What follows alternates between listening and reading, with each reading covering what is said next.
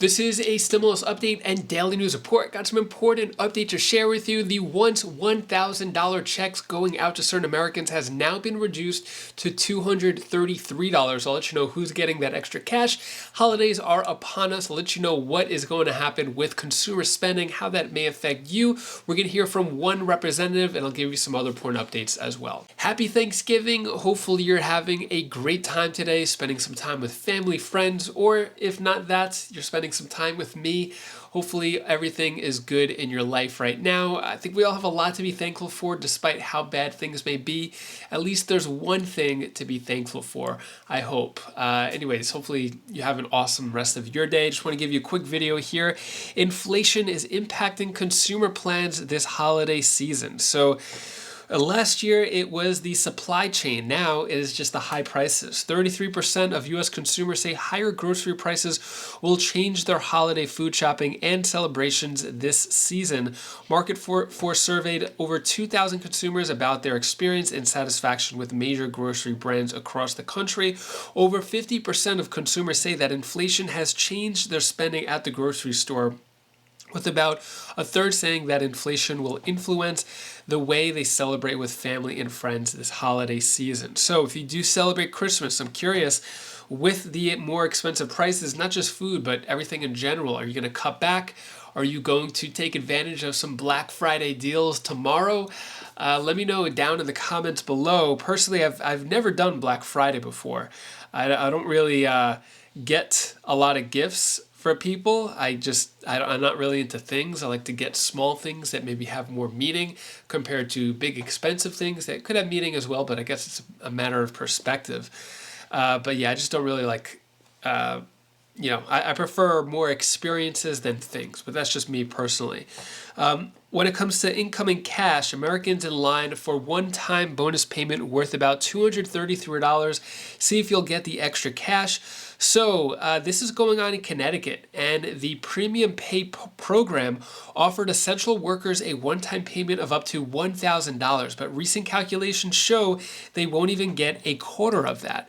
So this happened actually in Minnesota as well. It was supposed to be $750 checks. I think those dropped down to like $340 checks. Here in Connecticut, I guess they miscalculated here.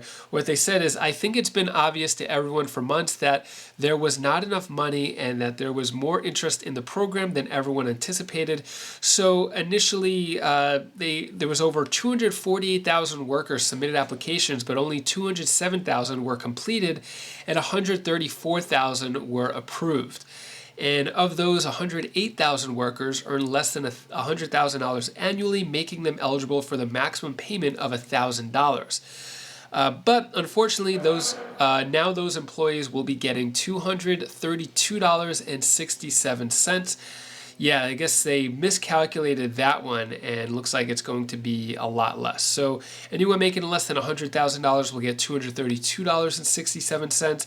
Then anyone making $100,000 to $109,000 will get $186, and the numbers keep going down the more money you make, basically.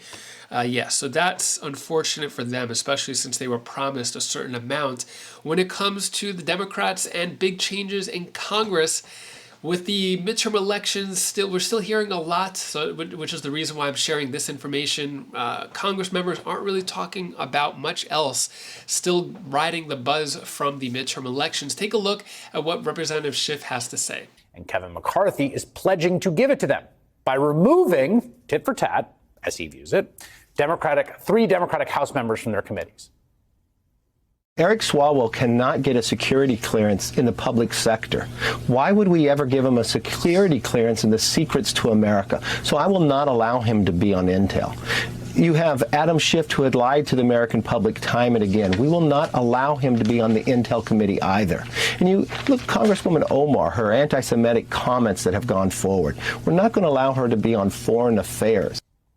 Joining me now, one of those people, Congressman Adam Schiff, Democrat of California, who's the chairman of the Intelligence Committee, a member of the January 6th committee. Chairman, you're accused of lying time and time again to the American people, which is apparently disqualifying for being on a committee, which I'm not sure about that. I've covered a lot of politicians, and I don't think that dings you, but I would like to get your response. Well, by lying, what Kevin McCarthy is referring to is telling the truth about Donald Trump and holding him to account, impeaching him, leading that trial, being a member of the January 6th committee. But look, notwithstanding the bogus rationalization, this is about satisfying the lowest elements of his conference, the Marjorie Taylor Greens who want payback, the Gosars, the Matt Gaetzes. And this is what it's going to be over the next 2 years, which is Kevin McCarthy can't become speaker without the QAnon caucus in his conference. He will do what Marjorie Taylor Greene tells him to do. And this is just the beginning. And it's a tragedy for the American people. I mean, whether I stay as chair of Intel or I don't is not the tragedy. The tragedy is there are some serious things we need to deal with as a country. And in addition to these sort of petty attacks on people who've held Trump accountable, they're threatening default on the nation's credit. They're threatening government shutdowns if we don't cut Social Security and Medicare. They want to investigate Anthony Fauci. I mean, it's absurd. But we're going to see that if the Republican conference is an insane asylum, and it looks a lot like one, the lunatics are taking over. You have this to say. You said last week voters rejected extremist Republicans at the ballot box. Yet despite that clear repudiation, Republicans are plowing full steam ahead with their conspiracy theory agenda, a political sideshow for the QAnon base. They are so dangerously out of touch. I want to ask about what this means for governing. There are things the House has to do to keep the government running, right? Raising the debt ceiling, which you mentioned, which they're already saying, but also passing appropriations bills on a timely matter to keep the.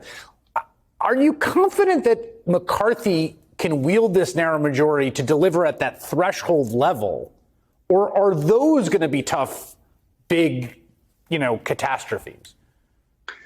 No, I'm not at all confident that he can do even the bare minimum of the job. It's one thing if you have a large majority and you can sort of say, well, I can afford to ignore the crazies like Marjorie Taylor Greene.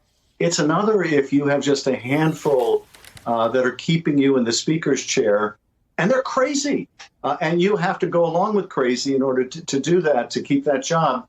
And if crazy wants you to shut down the government, then you have to shut down the government. It's why John Boehner walked away from the job. It's why Paul Ryan left the job. And Kevin McCarthy is nothing if not morally flexible, malleable, and he will do whatever he's told to do by Trump and by these extreme elements of this conference. But that will get in the way of just basic governance. Yeah, and the American people want their government to work, and I just don't see their ability to even govern their own, let alone govern the chamber. What are your thoughts there? Do you agree, disagree? Yeah, that is all the news that I have for you today to hopefully brighten your day a bit. Here's my daughter Bella's tip of the day. Hi guys, this is Bella's tip of the day, and what I want to tell you is always stay happy. Always be glad for your family, because your family is the ones who made you and made you. So everybody, hope you have a good July 4th. Bye! Now? Thank you so much for watching. Thanks for spending some time with me. Gonna go back to my family members for Thanksgiving. Just want to give you a quick update of what I found recently. And yeah, hopefully you have an awesome, awesome day. Let me know what you're doing today. Let me know down in the comments below if it's anything fun. We're just having a couple family members over, chilling out, taking it easy, low key. Stuffing's my favorite, probably. Favorite food for Thanksgiving. Should probably make that year round. But anyways, hopefully you have a great rest of your Thanksgiving. If you want to check out any of my other videos, my other channels, click right up here. And I'll see you in the next video. Take care, be safe. Thank you for watching.